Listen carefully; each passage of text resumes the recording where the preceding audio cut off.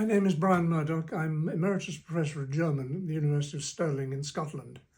And I'm one of the two authors of this edition of Waltharius, edition with the translation of which I did.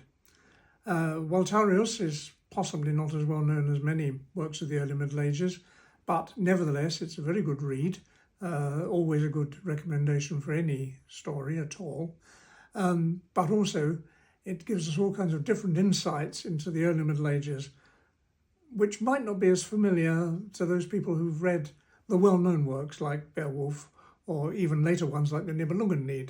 And indeed, some of the characters in Waltharius appear in the Nibelungenlied, including, indeed, a mention at least of Waltharius himself.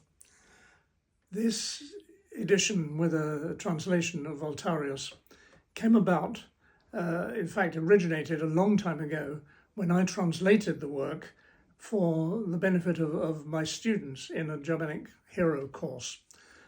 It's in Latin, so I couldn't expect them to read it in the original, and I wanted a good introduction to this very unusual work. We then tidied up the translation a little a number of years later, and my colleague Elena Neidorf provided the text to go with it, so that we have both my translation and the Latin original side by side. Hopefully, people who can read the Latin will look at that and will compare it with the translation.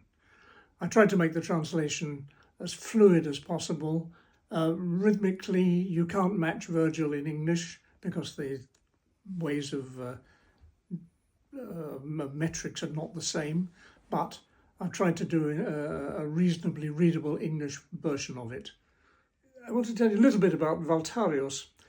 If you're interested in early Germanic materials, in the fates of the early conquests and conflicts in Europe, the Huns, the Burgundians, the Goths, the Franks a bit later on, then the slightly unusual work, Latin text, Waltharius, should have a great deal of material of interest in it for you.